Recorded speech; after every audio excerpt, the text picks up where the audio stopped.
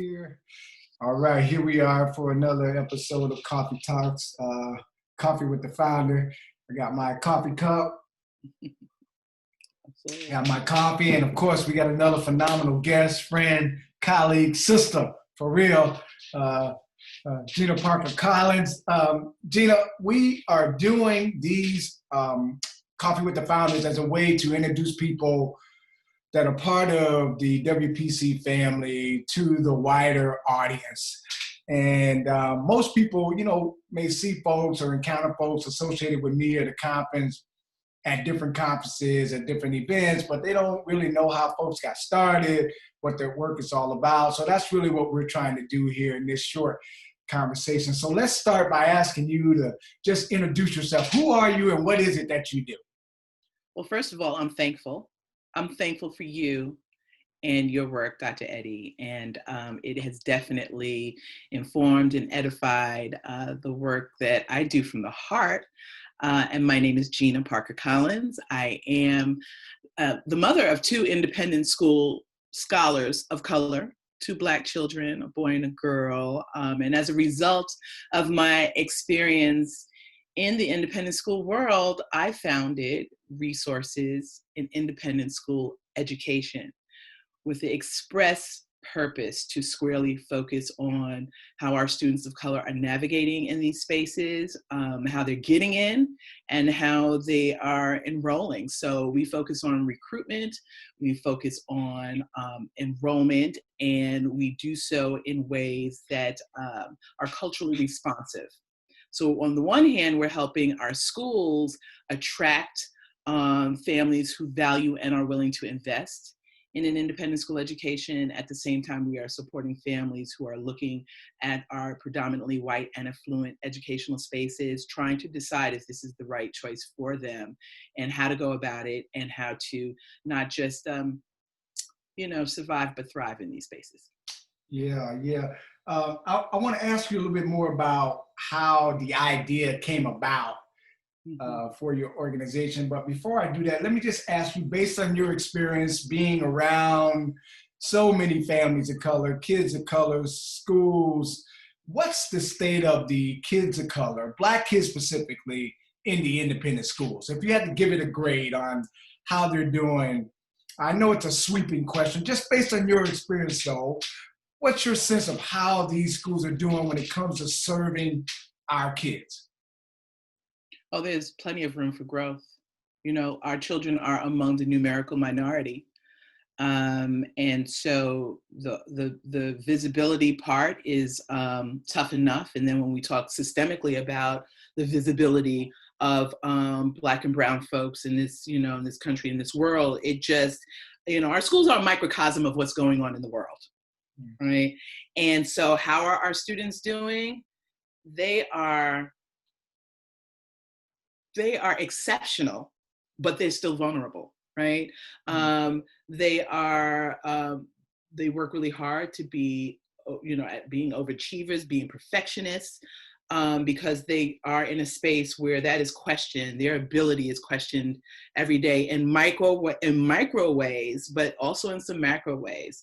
But that is why organizations like RISE and other organizations that are out there are really working to remind our students, remind our families, you are exactly where you belong, right? I mean, this space may not have been built with you in mind, but it was built off of your ancestors' labor, right? So I say walk in as if this is your inheritance, right? And I think once that mindset shift is there and the support and calling schools to be accountable for the type of support that they provide for students and families, whether it's on the recruitment end or whether it's on the enrollment end, becomes particularly important. So that's what we want to do. We want to make sure to remind families that they belong and that when they come into these spaces that they are to exercise their voice and visibility to make great schools better. Yeah, that's powerful.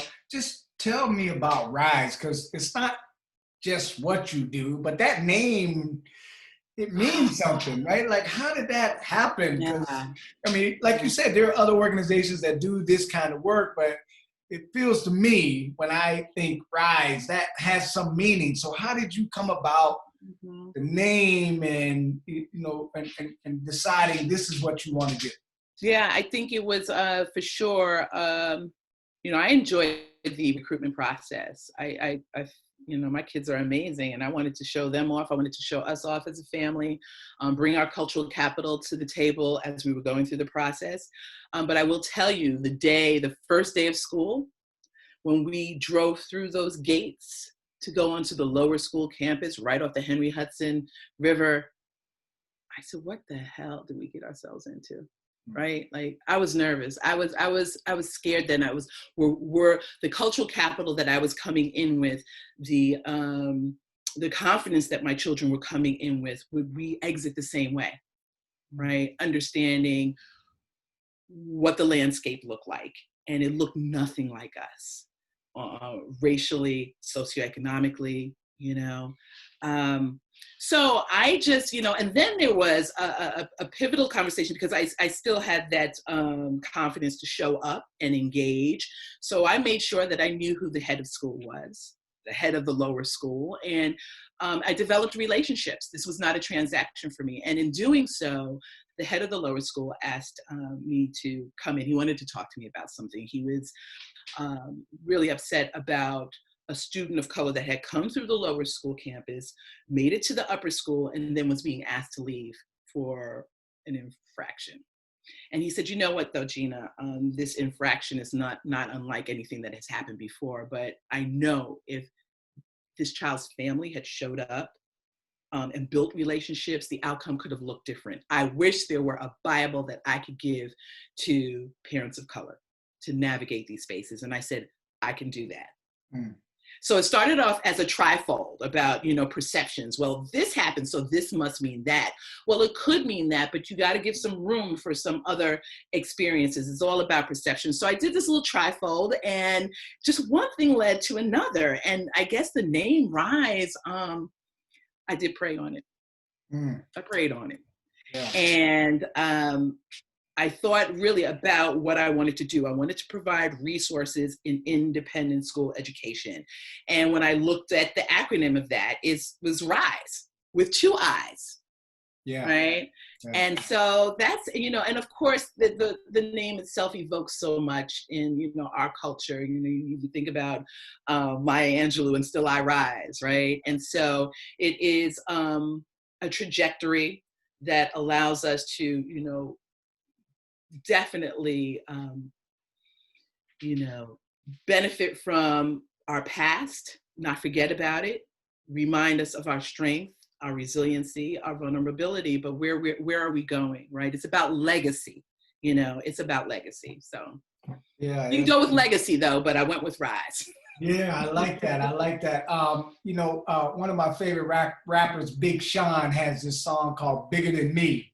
And that's when you talk about the title kind of coming out of some reflection, some prayer.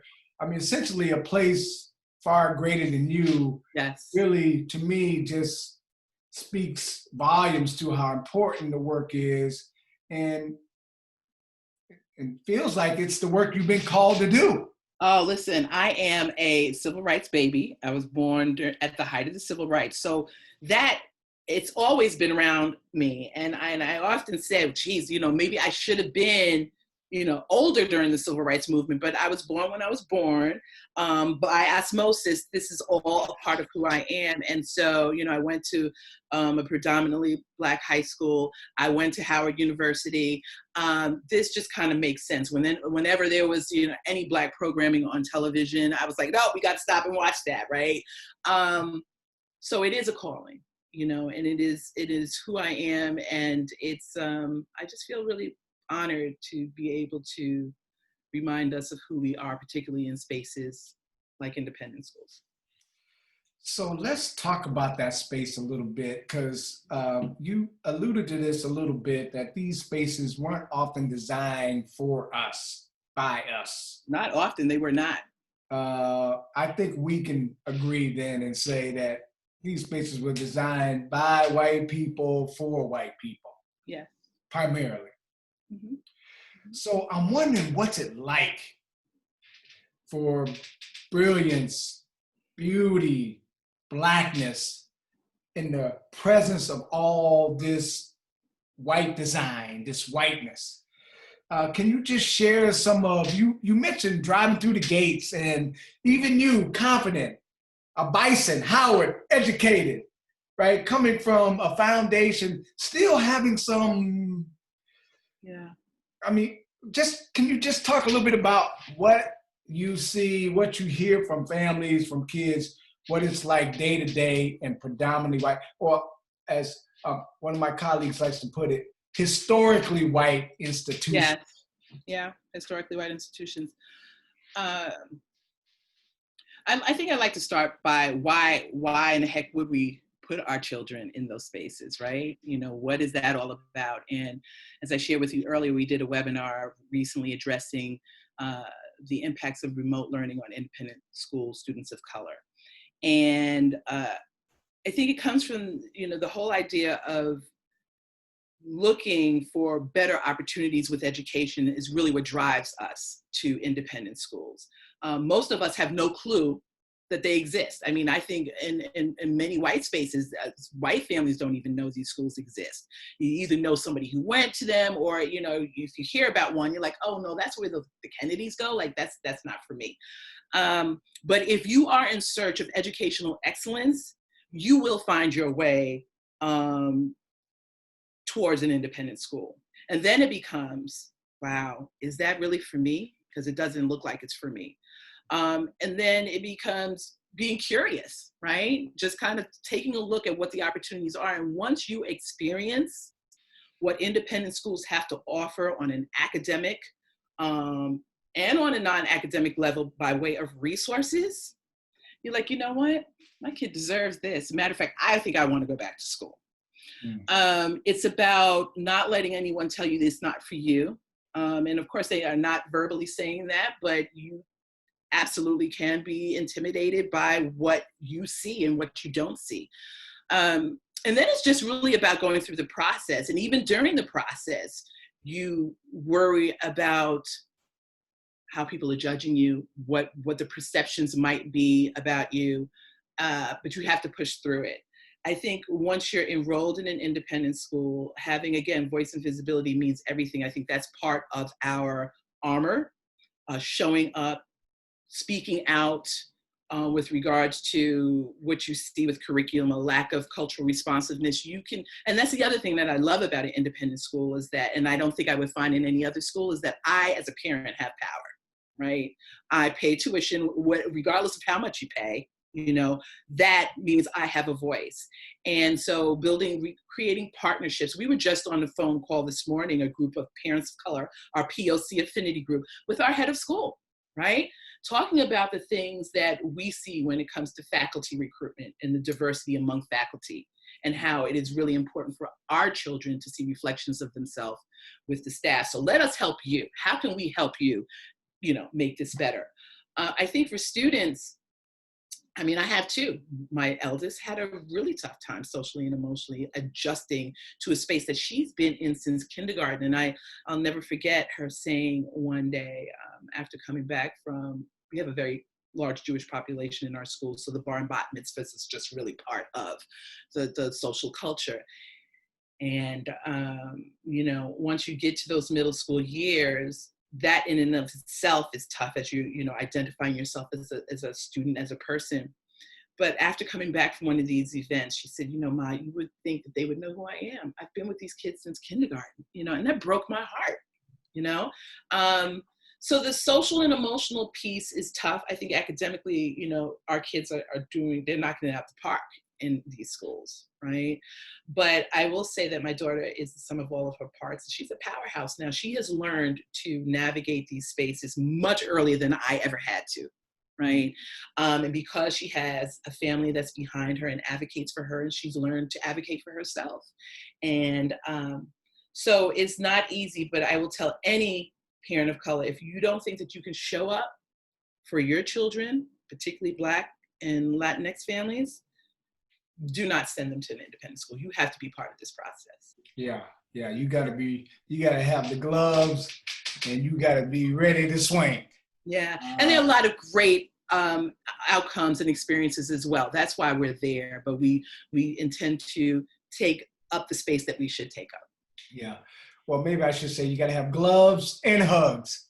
Yes, gloves and hugs. Yeah, because there's a lot of hugging. I don't know what it's going to look like after this Yeah. COVID-19. Hugging in an independent school is going to, slow down quite a bit. But yeah, gloves and hugs. You got it. I was going to ask you about your daughter. We're working on this new project, teaching beautiful, brilliant Black girls. It's the companion book to The Guide for White Women Teaching Black Boys. Yes. And we've been finding actually the girls' experience is a little tougher and sometimes unreported just because of the way we sometimes focus more on Black boys, and for a good reason. I think the name of the video is escaping me. Joe Brewster and his wife. American Promise. American Promise. I think a brilliant project, really giving us a look into the independent school world and the experience of the Black boy. And the prep school Negro too. Exactly. Andre Lee, who we're going to have on the show as well. Another great, deep look into the experience of the Black boy. Mm-hmm. So I'm wondering, as the mom, as the parents of a Black girl, what's your thought? What have been? You alluded to some of those experiences, but by and large, how different has it been for your son as opposed to your daughter? Extremely different. Extremely different. I mean, to be a Black girl in an independent school who's brilliant and beautiful is I think is a threat, right? I mean, I think they just don't quite know what to do with that. And so when we start to talk about standards of beauty, when we start to talk about socialization and dating, when we start to talk about visibility and all of the messages that we receive from the world, from media about who and what Black women are, right, gets stuck. It gets stuck. So, Elon ended up writing a book called Aphrodite. That was part of her senior project, A Black Girl's Guide to PWIs, and it's a book of poetry. And she interviewed about 16 Black girls at various independent schools in New York City. And she said it was their experiences were her experiences. So it's that same theme of, downplaying their voice, not being, again, seen and heard, not being considered certain standards of beauty. And I think for the boys, it's just different. I think that, I think sports has a lot to do with it. I think not that all of our Black boys are playing sports in independent schools, but there is definitely, I think our Black boys suffer a little bit more in silence than our Black girls. I think our Black girls are just vocal about what their experiences are compared to Black boys. So, those were just some of the things that, she took a semester away at another, so again, these are the great opportunities of an independent school. She went to the Oxbow School for a semester, which was great because she's an artist and she's a writer. So she was able to pull out more of these things being in a different environment. And by the time she came back, it was as if her classmates were like, where have you been? Like, they valued her even more. She had to leave and then feel that loss, that void of this dynamic Black girl not being there. And once she came back, I think that her last year and a half were her best years at her independent school. Yeah. I was going to ask you a little bit about the parent culture in reference to independent school, because I do think it's important for us to pay attention to our kids, but sometimes the parent culture can be trying as well in reference to supremacy and privilege. You may not be going to the bar mitzvahs, but I mean, there are some places and spaces you can find yourself, and some people you can find yourself encountering some of those dynamics. So how have you and the hubby been able to balance some of the challenges of, essentially everyday people in a world of the super privileged? We actually enjoy it. We like showing up. I want, so the thing not to say to me is, you know what, Gina, you're great. I don't even see color. No, no, no, no. I want you to see me coming, right? Because I bring value. I bring different perspectives. I bring, different cultural experiences. I bring something that you need to recognize and benefit from. So we love showing up in spaces, even when they're uncomfortable. I'm not saying that they're not uncomfortable sometimes to be the one or two only, Black folks in a room. But we still raise our hand and we still speak up. And so I won't be denied. How about that? I will not be denied my opportunity to add value to a space. Not that way, I do recognize that. So, many schools have affinity and networking groups for parents of color. And, I know I've been using the parents of color and Black families kind of interchangeably. We say parents of color because we are inclusive of anyone who identifies as a person of color. However, traditionally, who does show up are Black folk and Latinx folk. So I'm kind of, being one hand being inclusive and the other hand just being frank about who's showing up in these spaces. But we do have these networks, and these networks allow us to build capacity within our community and then fan out, right? So I was the head of the Parents of Color for 2 years at 2 different times, but that also gave me the confidence and the skill set to then be the head of the middle school PA, right? So I have been in spaces on leadership panels and roles among parents where I might be one of 2, or if not the only Black person in that space. And again, getting a word in edgewise can be kind of tough, and we are always, that voice in our head that says, okay, well, what are they thinking when I walk into the room? What are they thinking about me? How is what I'm saying being received? And quite frankly, that's a lot of work. Yeah. That's a lot of work for us to kind of have to manage. So you just have to be true to who you are. You have to be you. You have to bring your whole self to the table, right? Because they do. And you can as well. And so it's just about, having a unified front, and that's pretty powerful when you have, I might be the spokesperson for Parents of Color because I'm the chair this year, but there's a lot of us here, and we're organized. And again, we love our schools. That's why we do the work that we do. It's because we love them. Yeah, that's powerful. Let me ask you about COVID-19. I mean, first, how are you doing? I mean, shelter in place there in the New York City area where it's a real hot spot. And so I'm wondering how you and the family are doing, but also in the larger community around you. What I remember about New York, walking the streets, Brooklyn, I mean, there's just so many people in need. And I just wonder how those folks are being tended to, because I can literally live my life unconnected to them, unfamiliar with their experiences outside of remembering what it was like walking and passing them by when I was there in the city. So I'm just wondering, like the homeless, like folks that are homeless, those are just on that, just hanging on by a thread. Yeah. I'm just wondering what your sense of how the people in need are doing as well there in the New York City area, because we just hear all this stuff on the news. You just never know. So can you just give us a sense of how you're doing, the community, school community, the parent community there that you're working with, but also your sense of the larger city and how things are going there? Dr. Eddie, this pandemic has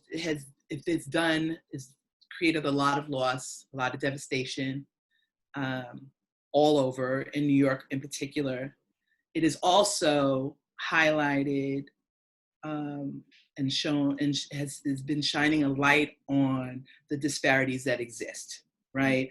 So whatever was going on before COVID is only highlighted now during COVID. So those who are disenfranchised, those who are hanging on by a thread, those who are sick, those who are homeless in our Black and Brown communities are really being hit hard, right? A lot of our first responders and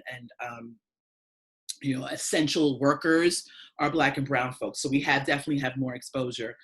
I've been inside for the last 4 weeks. So, and from images that I do see, or when I'm running out to the supermarket, I don't see many people on the streets.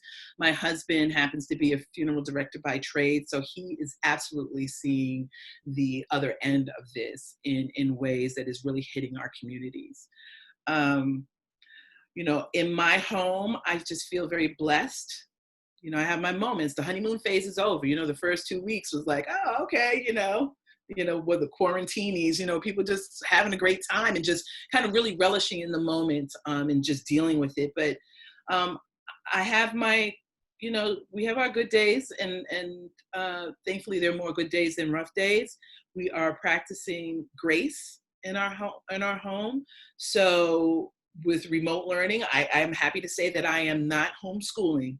We are remote learning in here, okay? I have older children, so they're doing their work and we're checking in with the school to make sure they're on top of it. But because many families of color who have children in independent schools are high achievers too, we have to be really careful in not putting pressures on our children. Like why, we're asking the question why a lot. Why are we being perfectionists? Why are we expecting so much of our children when at this point in time, everybody's in the same boat? This might be a moment to take a step back and reassess what is important and what's not. So to keep peace in my household, I don't sweat the small stuff. Our kids they will be fine. Yeah. I like that, practicing grace, and I want to hashtag that here at the house. Oh yeah, I'm not the first to say it. I picked that up on that from quite a few folks, but yeah, grace and mercy, and just, loving up on our kids, and also making sure that our schools are making it a priority to keep diversity, equity, inclusion, and, the new add-on word is belonging front and center. So we're not, our schools can walk and chew gum at the same time. Yeah. Well, I wanted to give you a chance to kind of speak to some folks that may be interested in the independent school world or may be unfamiliar, which I was before I entered into the world and spent 10 years working there and still do a lot of work in partnership with some folks who bring me in. And Orpheus Crutchfield actually was the person who introduced me to the world of the independent schools. And he described it best by saying 90% of schooling is public school, 10% is private school, and that's usually charter or religiously affiliated. And 1% of that private school industry is what they call the independent school world, which is essentially schooling for people who have, another essentially resource-based, traditionally, as we call it, or I say, it's the schooling for the super privileged. Yeah. But now, of course, after many years of some real isolation, some schools are starting to open up a little bit more. Mm-hmm. And as you mentioned, there's some great possibilities and opportunities there. So if I'm a parent moving to New York or San Francisco or Seattle, and I'm considering, because I have a little revenue to contribute to my kids' education, the possibility of an independent school, what would be your message to me? Why should I make this decision? What are the benefits or perks? What are the challenges? I mean, if you had a PSA essentially for parents like myself, what would you say to them to really get them to consider this opportunity that your kids and your family are experiencing right now? I think I'd start off first with the question, what's your vision? What's your vision for your children? What type of legacy do you want your family to contribute to develop, right? Um, what does education mean to you? What does educational excellence mean to you? So I really think it starts with the mindset first. It starts with whatever your vision is for your children. And if you know that school right there, no, I can't even not apply, right? Then you're looking for something else. And if you're looking for something else, if you know that public is not it for you, and maybe you're thinking about charter, maybe you're thinking about, Catholic, then you also need to take a look at an independent school. What is great about an independent school, even with its obvious challenges of affordability, because these schools are it could be as much as $50,000 a year, right? Which blows my mind. It's 1% of the educational institutions, and it is also home to the 1%. That's right. Right? So there is an immense amount of wealth. And so I also tell families, don't worry about the cost.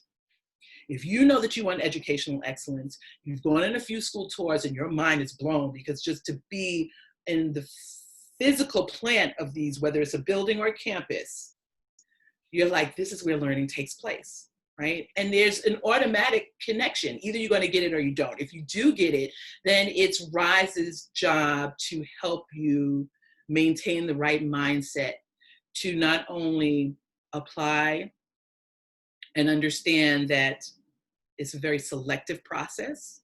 And if you don't get in, it does not mean that you're not worthy. Even among the 1%, not everybody's getting in.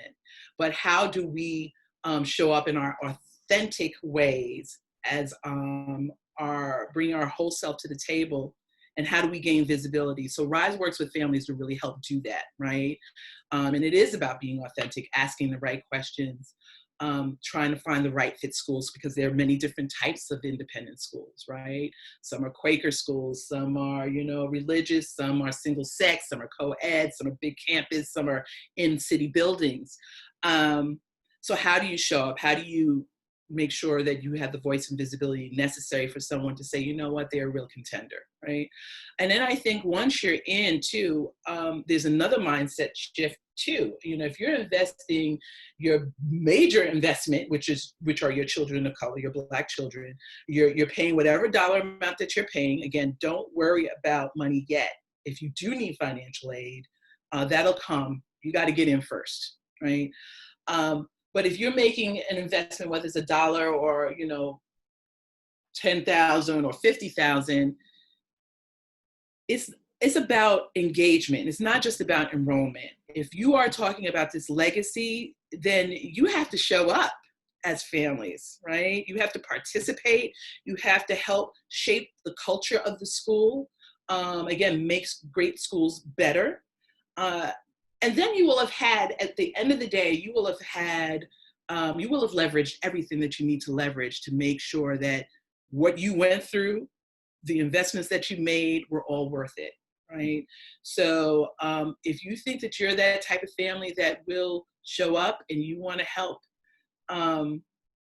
shift culture in your communities, and it's also about our children, they end up going to really great colleges, right? They've had the experience of travel.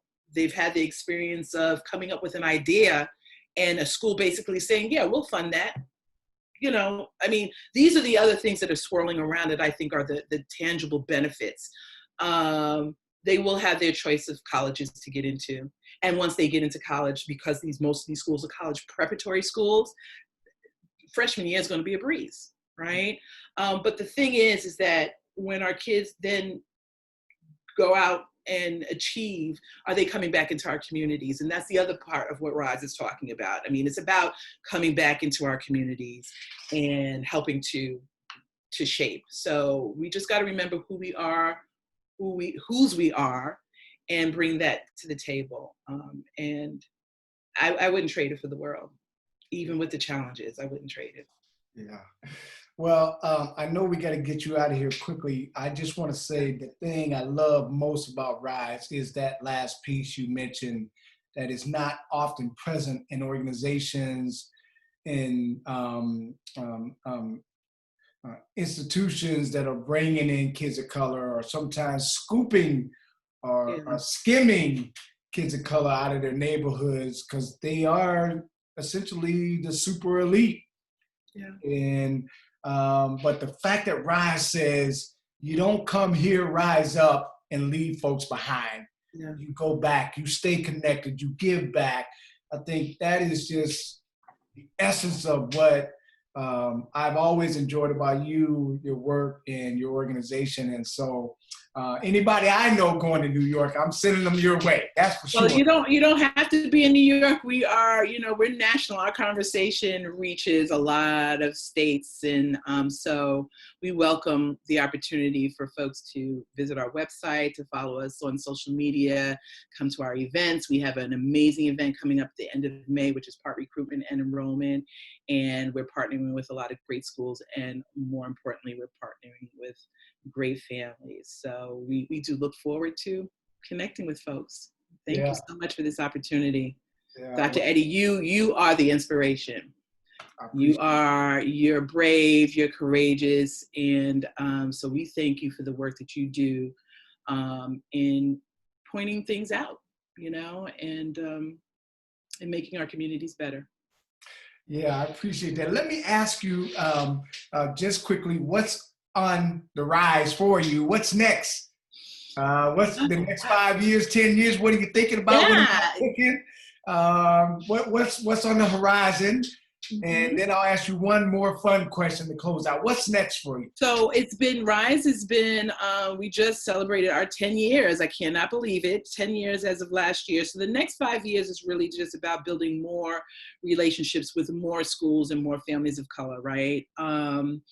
That we just want to keep doing what we're doing and just, we've been going deep. We just want to continue to go wide, and we want to inspire as many people as possible to first become aware of an independent school, help them gain access, help them apply, and then again, helping them with the enrollment piece and beyond. So just more of what we're doing right now, right? It's just more of what we're doing right now. Staying true to who we are. Anything we can do, White Privilege, the Privilege Institute, to be in partnership with you over the next 5, 10 years, we're open to that. Well, I need to interview you, Dr. Eddie. So we have lunch with Gina. So how about that? We're going to interview you and your work, and keep you front and center too, because again, the work that you do, not many people can do, and it can be costly, right? To some people, but I think to you and to many others who are brave, this is just part of what you do. So we just need you to keep pushing that envelope, because it makes our work even better. So you with the White Privilege Conference, we need to be sending more folks to the White Privilege Conference. And so you just keep doing what you're doing. I'm going to interview you soon. Okay. And we're going to make sure that Elon gets you the work that you need for the Black Girl book. You have that. And so we're just going to keep doing what we're doing. All right, I appreciate it. Let me ask you quickly, what are you watching? Anything you're reading, watching, anything that's taking you away, fun? Yes. Anything? Is there anything I'm reading Homegoing by YWCA. I think I'm pronouncing her name correctly, which is about two families that start off in the west coast of Africa together, and the divergent paths that they take over generations. I definitely have been binging. What was my recent binge that I loved? I'm big into documentaries, so I just watched And Still I Rise by Maya Angelou over again. There was a really great Miles Davis piece that I was loving. Working out. Daily Burn is my thing. And D Night's Club Quarantine. That's been getting us through. Okay, that old school music has been incredible. So that's what I've been doing, and just being thoughtful, meditating, and being grateful and thankful. Yeah. Well, I thought about your work when I was watching Little Fires Everywhere. I haven't been, you know what? I watched one episode of that, and it triggered me. The white women violence piece. I could not. My daughter has watched it all. I love Kerry Washington, and maybe part because I'm used to seeing her in Scandal, and I love Reese Witherspoon. Yeah. But there's some, I don't know. I haven't been able to get back into it. Yeah, well, you gotta take your time because they do an exceptional job, and it's the best I've seen those two do, and all that I watched Okay, of their I'll work. be brave. And the young woman from what was it? The Hate You Give. Yes, plays the daughter. Yeah, exceptional. I mean, I'm predicting she'll win an Oscar in less than 5 years Yeah. because just watching her, not only the storyline, but just her portrayal of her role and the way she brings it to the screen is just, it's phenomenal. So I would say just to watch some of the top performances of two actresses you love, Witherspoon and Washington, but also this youngster. And then I know Melanie Nichols King, who is an independent school mom who plays Kerry's mother, is a dear friend of mine. So I mean, I was just on the phone with her and I said, Melanie, I just. Yeah, that's it. Well, you know it's good when you can't even watch it from home. You know what I'm saying? I mean, you know it's TV, right? Well, Yeah. listen, I gotta let you go because I know you. Okay, thank you so much. You Yes. know, and I just want to remind folks, Black and brown folks who are in independent schools, who are looking at all of this privilege, that we have privilege. We got privilege too. That's right. That's right. Right? Yeah. So Yeah. we have to, and we also have to manage that as well. So anyways, thank you. We can go on forever, but I really appreciate you, brother, and we'll be in touch. Give my best to the fam. We'll be Absolutely. in touch. I'm giving you a Wakanda hug, virtual, till I see you live. I'm not gonna stop hugging. That's for all sure. right. All right. All right. Love you now. Bye. Bye. Thank you. Bye.